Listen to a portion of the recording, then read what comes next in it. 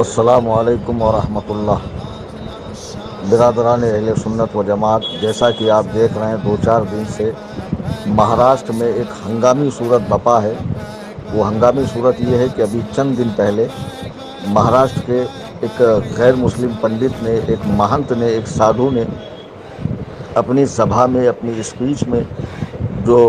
اس کے دھرم سے متعلق تھی اور لوگوں کو کچھ اچھی باتیں اس میں سکھانی تھی، تو وہ چھوڑ کر اس نے نبی کریم رؤوف الرحیم، رحمت عالم، باعث تخلیق کائنات، وجہ تخلیق کائنات، خاتم الانبیاء جناب محمد رسول اللہ صلی اللہ علیہ وسلم کی ذات پاک کو نشانہ بنایا اور نہایت ہی گونڈے انداز میں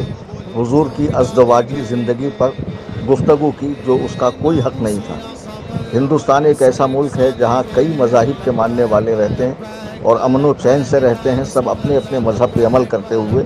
کوئی کسی کے مذہب پہ ٹپڑی کرنے کا حق اس کو قانوناً بھی نہیں ہے اور عقلاً بھی ایسا نہیں کرنا چاہیے۔ تو وہ جو بھی سادھو ہے، پنڈت ہے، اسے چاہیے تھا کہ وہ اپنی قوم کو اچھائی بتاتا، بھلائی کی باتیں بتاتا اور ان کو ان کے دھرم سے متعلق سکھاتا کہ ہمارا دھرم ہمیں کیا سکھاتا ہے۔ لیکن وہ چھوڑ کر اس نے نبی کریم صلی اللہ علیہ وسلم کی ذات کو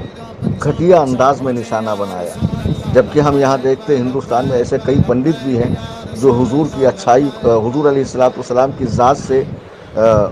جو متعلق باتیں ہیں، جو ان کو اچھا معلوم ہوا، جو ان کے پڑھنے میں آیا، اس کو اپنی قوم میں بتاتے ہیں کہ دیکھو، مسلمانوں کے نبی میں یہ خاصیت تھی، مسلمانوں کے نبی میں یہ اچھی بات تھی، اسے ہمیں اپنانا چاہیے۔ تو اب اگر آپ کسی کے دھرم میں ٹپڑی کر رہے ہو تو آپ کو کوئی اچھائی لگتی ہے تو وہ بیان کیجیے، برائی بیان کرنے کا آپ کو کیا حق ہے؟ لیکن ہم دیکھ رہے ہیں کہ 10-5 سالوں سے ہندوستان میں ایک عجیب سی فضا مسلمانوں کے بارے میں بن گئی ہے، جس کے جی میں جو آتا ہے، کبھی مسلمانوں کو قتل عام ہوتا ہے، کبھی مسلمانوں کا سوشل بائیکاٹ ہوتا ہے، کبھی مسلمانوں کو ذلیل و خوار کیا جاتا ہے، مساجد کے سامنے نعرے بازی کی جاتی ہے، پتھراؤ کیے جاتے ہیں، مسلمان عورتوں کو حجاب پر پابندی کی بات کی جاتی ہے، طرح کے غرض کے طرح طرح سے مسلمانوں کو پریشان کرنے کا سلسلہ جاری ہے۔ ہم نے یہ ساری باتیں اس لیے برداشت کی کہ یہ ہماری ذات کے لیے تھی۔ ہمیں مارا گیا، پیٹا گیا، جیلوں میں ٹھونسا گیا، بے گناہ مسلمانوں کو جیلوں میں بھرا گیا، لیکن اگر تمہاری جرأتیں نبی کریم صلی اللہ علیہ وسلم کی ذات تک پہنچی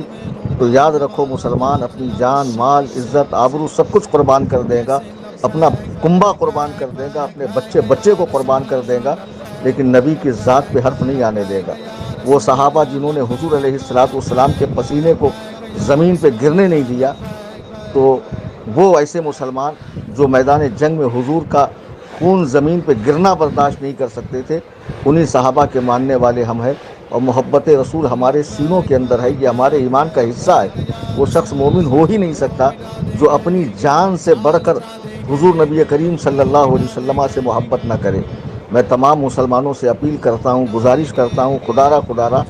آپ حضرات اپنے اپنے علاقے کے پولیس اسٹیشن میں جائے اور اس کی وہ کلپ جو مراٹھی زبان میں ہے، جس میں وہ ٹپڑی کر رہا، حالانکہ وہ سراسر بکواس ہے، اس کا اسلام پہ کوئی مطالعہ ہی نہیں ہے، نبی کی زندگی اور سیرت کو اس نے پڑھا ہی نہیں ہے، ورنہ اس طرح کی وہ بات نہیں کرتا۔ اور ایسے لوگ جھگڑے فساد کا سبب بنتے ہیں، ملک کے امن کو خراب کرتے ہیں ایسے لوگ۔ آپ اپنے اپنے علاقے میں جا کر ضرور FIR کریں اور زیادہ سے زیادہ پریشر بنائیں حکومت پہ کہ اسے اریسٹ کرے، اسے پابند سلاسل کرے، اسے جیل میں ٹھوسے، اور ایسے لوگوں پر ہیٹ اسپیچ کا مقدمہ ہونا چاہیے تاکہ دوبارہ وہ کسی بھی مذہب کی مقدس شخصیت کے اوپر بھونکنے کی جرأت نہ کرے۔ بار بار مسلمانوں کے غیرت ایمانی کو للکاریے مت۔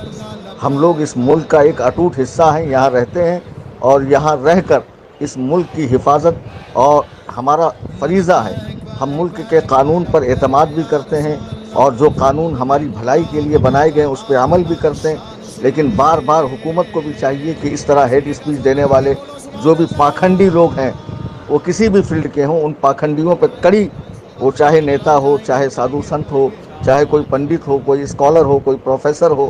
اس کے اوپر فوراً پابندی لگنی چاہیے۔ بات نبی کی ذات کی آئے گی، کوئی مسلمان برداشت نہیں کرے گا۔ مسلمانوں میں جو اس وقت غم و غصہ ہے وہ جائز ہے، اور اسے برقرار رکھتے ہوئے آپ حکومت سے کو الٹیمیٹم دیں، حکومت کے اہلکاروں سے ملے اور پولیس پرشاسن سے مل کر آپ اس کے اوپر FIR ضرور کریں۔ یہ ہر مسلمان کا دینی فریضہ ہے۔